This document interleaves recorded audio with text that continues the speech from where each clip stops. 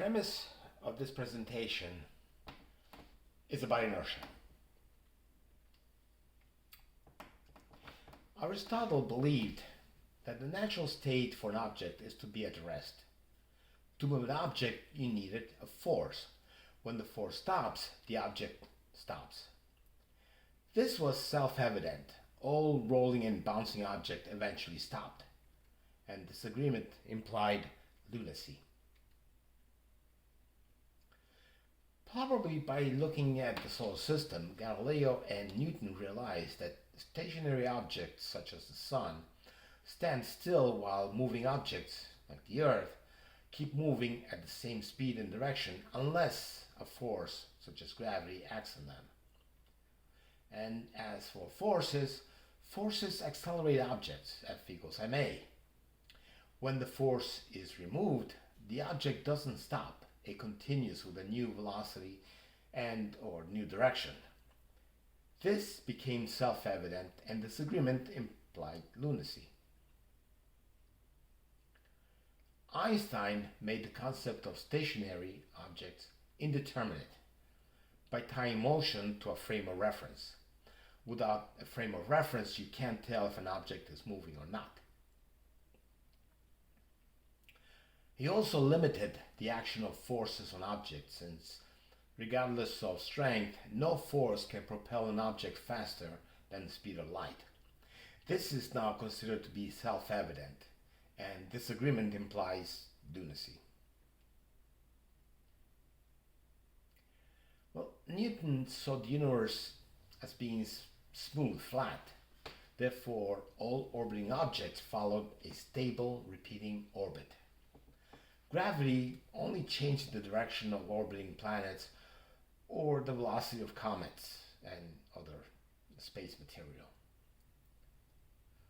The only minor problem with Newtonian mechanics was Mercury's precession, the point Mercury approaches the Sun. And Einstein solved this problem by assuming that matter curves space-time and orbiting objects follow that curvature. From a Newtonian perspective, if an object is placed far from gravitational, magnetic, or electric fields, it will move. But that's in relation to whoever placed the object there. Both are stationary relative to each other. In reality, regardless of frame of reference, everything in the universe is in motion. The objects around the handler are moving at the same speed and directions.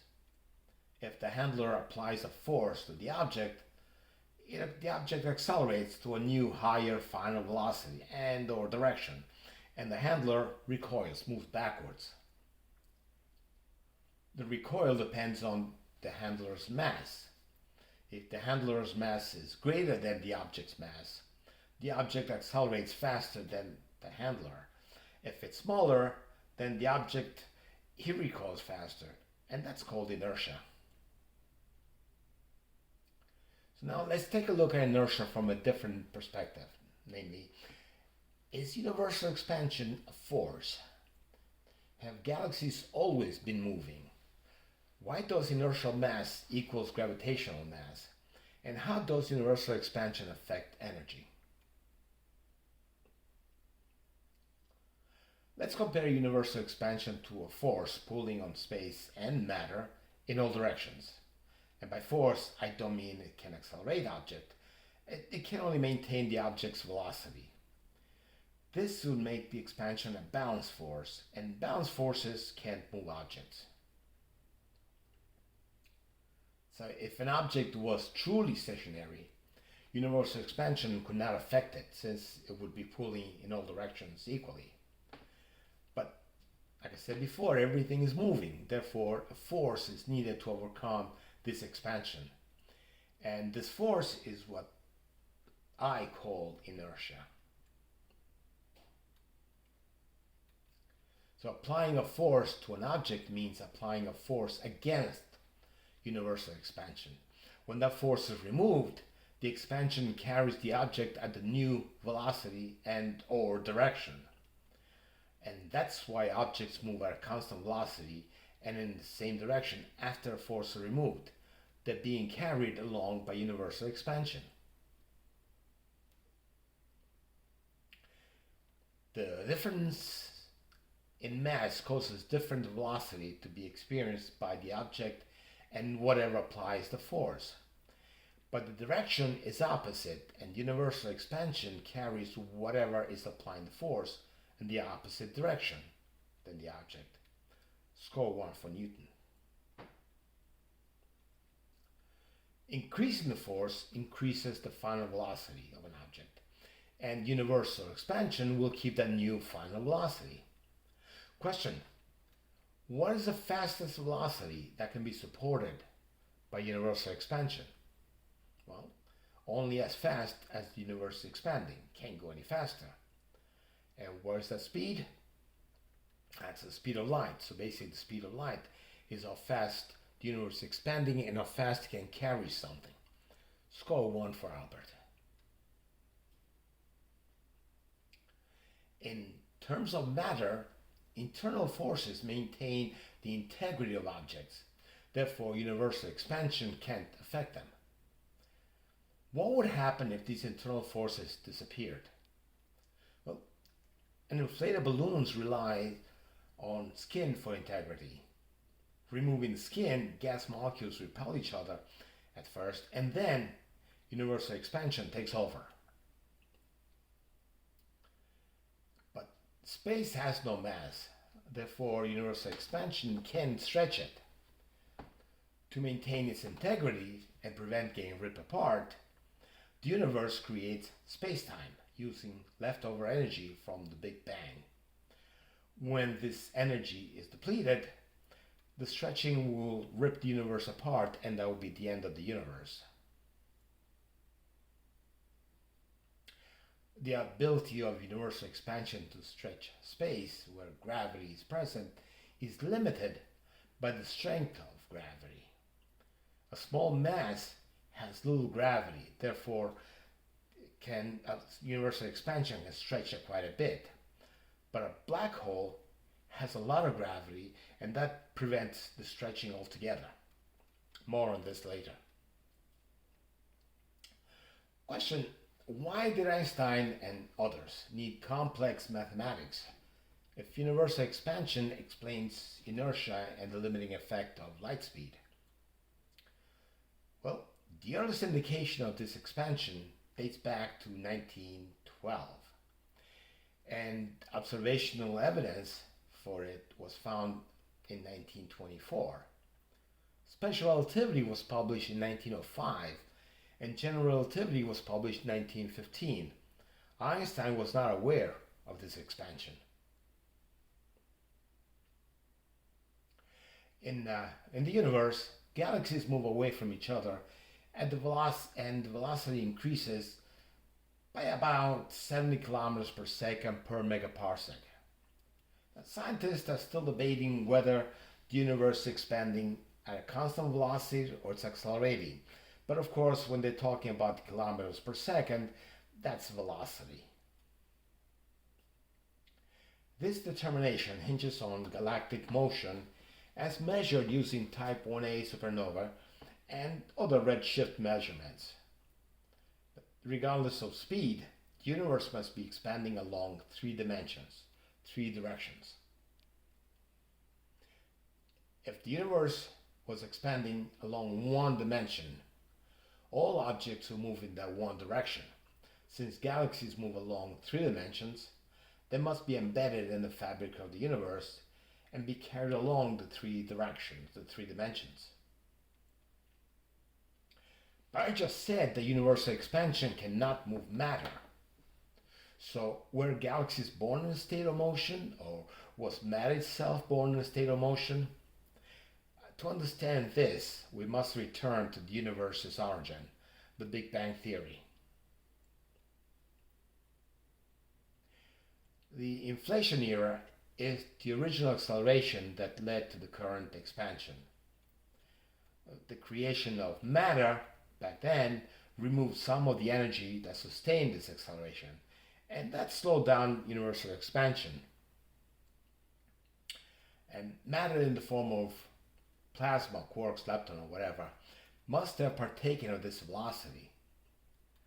And the formation of plasma and eventually matter created gravity, which produced a drag on space and matter itself. So the current galactic velocity results from this initial velocity of expansion from back then and gravity, which is pulling things together. So a galaxy in a dense cluster would recede at a different velocity than solitary ones, and this difference may be creating an apparent universal acceleration. Now, here's the interesting question. Measure universal expansion using the 1A supernovas raises, well, two questions actually. Do galaxies move slower than universal expansion, or does the fabric of the universe expand faster than galaxies? Well, through galaxies, matter exerted a braking effect on the fabric of the universe, and eventually gravity's contraction equaled the expansion, and therefore a balance was created and is still in existence. Is universal expansion uniform? Well, gravity around masses limits this expansion. The solar system is not expanding. This is evidenced in planetary precession and the behavior of light, what's called gravitational lensing.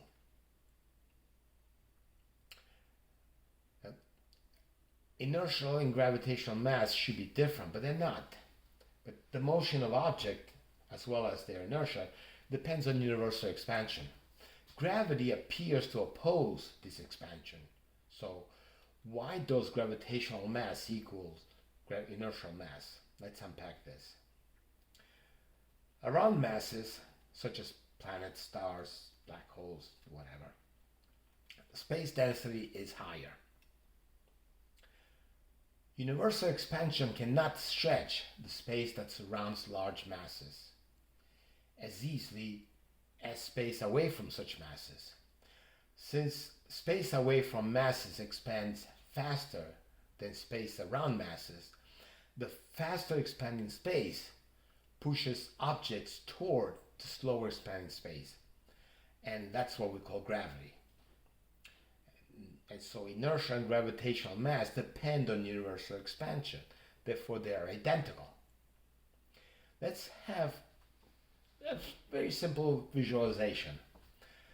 This is a source of gravity, a star, a black hole, whatever you want to call it. And the light area around it represents the gravitational field created by or formed around this mass. As you move away from it, the gravitational field weakens. So by the time you get to this point here, the gravitational field is very weak compared to this point here. So now, here, universal expansion is expanded universe. That is, you're expanding space at a certain rate, whatever that is. Because of gravity here, the expansion of space is less. So you have a higher expansion here, a lower expansion here. So an object that's here, where the universe is expanding faster, is being pushed this way. And that's what we call gravity. Now, I just said that universal expansion cannot move object, cannot move matter.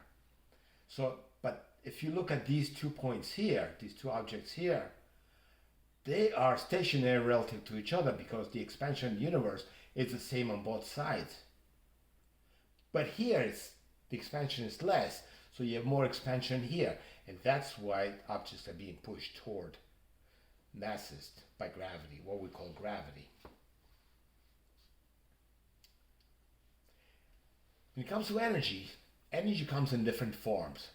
It can be what I call pure energy, electromagnetic energy, or it can be dependent on matter. Electromagnetic energy in the form of electromagnetic waves has no mass, therefore inertia doesn't apply to it. So universal expansion can move these waves at its own speed, which is the speed of light. Other kinds of energy, such as heat, mechanical, nuclear, etc., they depend on mass. And because of this mass dependency, inertia applies to them, and different kinds of energy expand at different rates, different speeds, depending on the material they're associated with. So turning on a light bulb fills a room with light instantly. But if you have a round container filled with a heated substance, it gets hot slowly but uniformly.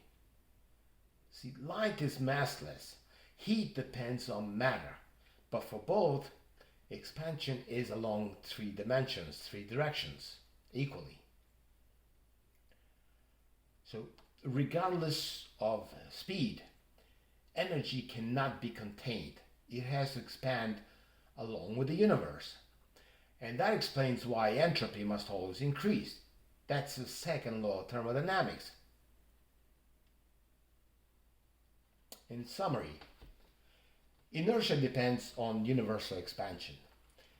Changing an object's motion unbalances universal expansion, and the universe maintained the moving object's new velocity.